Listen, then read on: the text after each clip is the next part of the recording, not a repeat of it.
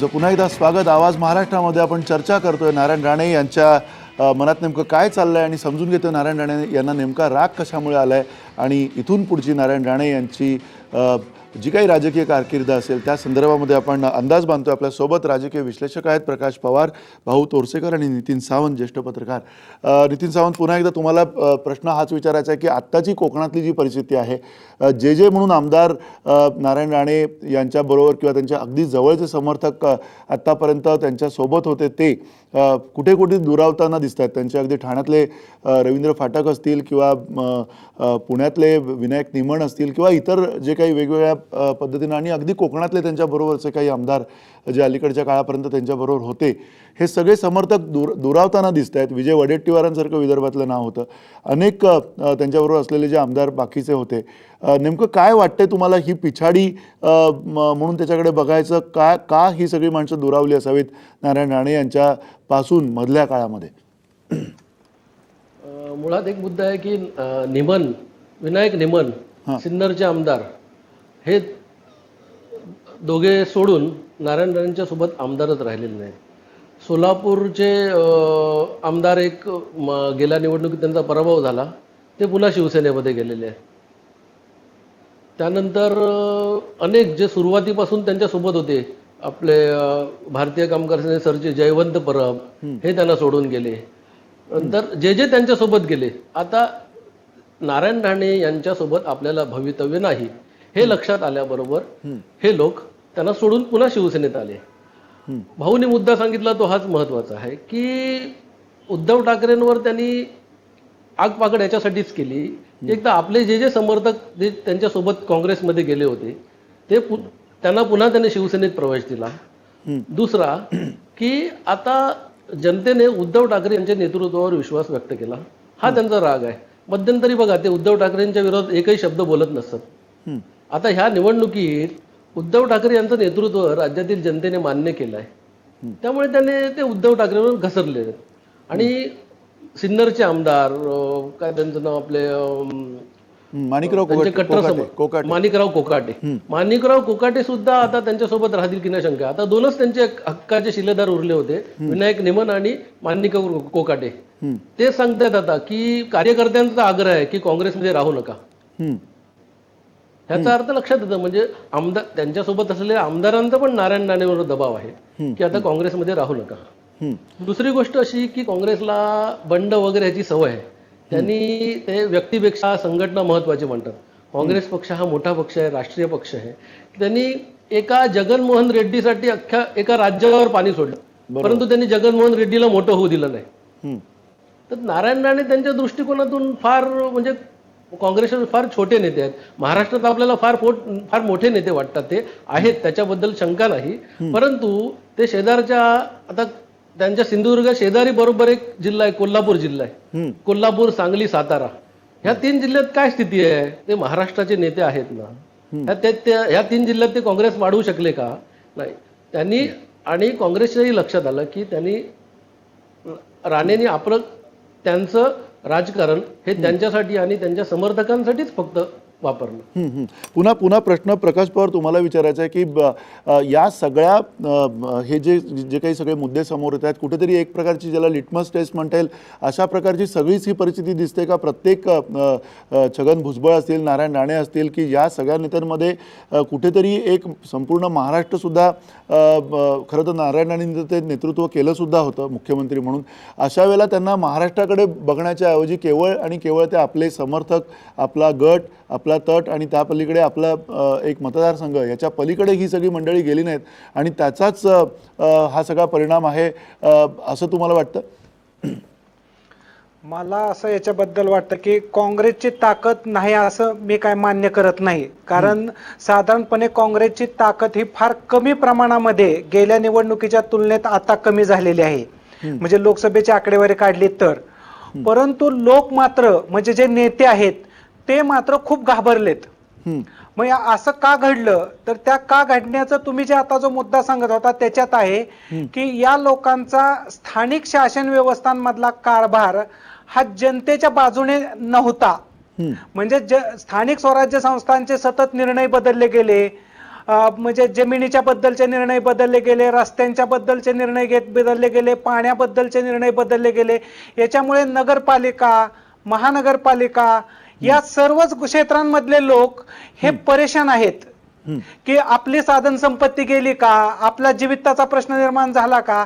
आणि या सर्व मुद्द्यांवरून एक जनक्षोभ जो निर्माण झाला, त्या जनक्षोभाला हे नेते घाबरतायत, अशी एक अवस्था आहे. आता मुद्दा असा आहे की याच्यावरती यांना मात करताच येणार नाही का, तर हो, करता येऊ शकते. याचं कारण असं आहे की काँग्रेसची एक परंपराच आहे चालत आलेली की कितीही मोठा जनक्षोभ झाला तर ती पचवता येऊ शकते, तिला जिरवता येऊ शकते आणि त्याच्यावरती मात करता येऊ शकते. परंतु हा जो आत्मविश्वास आहे या नवीन नेतृत्वाकडे नाही. तो आत्मविश्वास एका अर्थाने मी म्हणेल पृथ्वीराज चव्हाणांकडे आहे. कारण पृथ्वीराज चव्हाण स्वतः उलट्या दिशेने असं म्हणायला लागलेत की आता मी कराडच्या एका मतदारसंघातून उभाच राहतो. आता ही जी पार्श्वभूमी आहे, या पार्श्वभूमीवरती काँग्रेसने असा विचार करण्याची गरज आहे, म्हणजे काँग्रेसच्या सर्वच नेतृत्वाने, की काँग्रेसवरती विश्वास व्यक्त केला तर याच्यामध्ये काय ते बदल होऊ शकतो. अशा भीतीदायक वातावरणामध्ये हे धरसोड जर करायला लागले तर जनता तर विरोधात आहेच आहे, परंतु विरोधी पक्षांना सुद्धा जास्त आत्मविश्वास वाढू शकतो आणि विरोधी पक्ष सहजासहजी यांचा पराभव करू शकतात असं मला वाटतं. तुम्ही म्हणताय की आत्मविश्वास सुद्धा फार महत्वाचा आहे विरोधी पक्षांचा, कारण तो जर का वाढला तर ही परिस्थिती येऊ शकते. भाऊ तोरसेकर, पुन्हा नारायण राणे असतील, अगदी छगन भुजबळ असतील, हे सगळे जे काही नेते आहेत, ज्या नेत्यांची मी पुन्हा जो प्रश्न प्रकाश पवारांना विचारला होता, साधारणतः त्याच छटेचा हा प्रश्न आहे की हे सगळे नेते खरं तर त्यांची ताकद म्हटलं तर महाराष्ट्राच्या अनेक कानाकोपऱ्यात वेगवेगळ्या ठिकाणी जाऊ शकली असती, पण पुन्हा कुठेतरी हे नेते आपापल्या नात्या गोत्यात, आपापल्या मतदारसंघात एवढेच अडकून पडले किंवा अडकून पाडले गेले असं तुम्हाला वाटतं? पहिली गोष्ट अशी आहे की आता आपण नेते म्हणतो तरी हे आत्मकेंद्री माणसं राहिलेली आहेत. म्हणजे ज्या प्रकारे आता आपण म्हणू त्या एकमेव राहिलेत की पवार, ज्यांच्या अख्ख्या महाराष्ट्रात ज्यांना काही प्रतिमा आहे. दुर्दैवाने दुसरे त्या पातळीवर मुंडे होते, मुंडे नाही आहेत आज. पवार जवळजवळ आपली प्रतिष्ठा किंवा आपली ताकद गमावून बसलेले आहेत आणि काँग्रेसकडे कोणी नेता राहिलेला नाही ज्याचं सगळं. म्हणजे आता त्या पदावर आहेत म्हणून मुख्यमंत्र्यांच्या मागे सगळे असतील, पण ज्या क्षणी अशोक चव्हाण पदावरून उठले त्याच्यानंतर त्यांच्याबरोबर जायला कोण होतं. मी तुम्हाला एक उदाहरण देतो की 82 साली जेव्हा अंतुलेंचा राजीनामा घेतला इंदिरा गांधींनी, त्याच्यानंतर आमदारांची बैठक घेतली. त्या आमदारांनी एकमताने ठरवलं की आम्हाला अंतुले पाहिजेत. पण बघा, लक्षात घ्या, 200 पेक्षा अधिक आमदार होते. बरोबर. पण ज्यावेळेला इंदिरा गांधींनी सांगितलं की नथिंग डुईंग, मला मुख्यमंत्री बदलायचा दुसरा सांगा, त्यानंतर इंदिरा गांधी ठरवतील तो असा ठराव करून ज्यावेळेला राजकारण थांबलं, त्यानंतर अंतुलेंनी जेव्हा पक्षातून राजीनामा द्यायचा ठरवला तेव्हा त्यांच्याबरोबर 2च आमदार आले. 200 वरून 2 आमदार आले. ही काँग्रेसची संस्कृती आहे. ज्याला प्रकाश पवार ताकद म्हणतात, ती ताकद तालुका पंचायत, जिल्हा परिषदेत असते, पण ते मतदान विधानसभेत कंटिन्यू होत नाही. हा आपण 1990 पासूनचा अनुभव बघितला तर ज्या स्वायत्त संस्था आहेत त्यांचे निकाल आणि विधानसभा लोकसभेचे निकाल ह्याच्यात मोठा फरक पडतो. आणि म्हणून इथे आपल्याला आता असा विचार करायला लागेल की नारायण राणेंसमोर पर्याय काय आहे. नारायण राणेंसमोर पर्याय असा आहे की नारायण राणे काँग्रेसमध्ये राहिले आणि त्यांच्या हाती सत्ता सोपवली तरी नारायण राणे मुख्यमंत्री होऊ शकत नाहीत, कारण काँग्रेस आता लढाईची हिंमत हरवून बसलेली आहे. राष्ट्रवादीची परिस्थिती काहीशी तशीच आहे आणि त्यामुळे मग याच्यातून राजकीय पर्याय शोधावे लागतात. आणि तुम्ही राजकीय पर्याय बघितले तर तुमच्या लक्षात येईल की तुम्ही, मला वाटतं मगाशी प्रकाश पवारांनी तो चांगला मुद्दा काढला होता की राज ठाकरे आपला मनसे आहे किंवा शेतकरी संघटना आहे, बसपा आहे, बहुजन आघाडी आहे, हे छोटे छोटे पक्ष झाले. पण तुम्ही राज ठाकरे आणि तुमचे नारायण राणे हे मुळातच शिवसेनेत एकत्र होते. आज त्यांनी एकत्र यायचं ठरवलं तर माझ्या मते एक मोठा पर्याय राजकीय निर्माण होईल, कारण काँग्रेस आणि राष्ट्रवादी लढायच्या परिस्थितीत नाही, ते लढायची इच्छा हरवून बसले.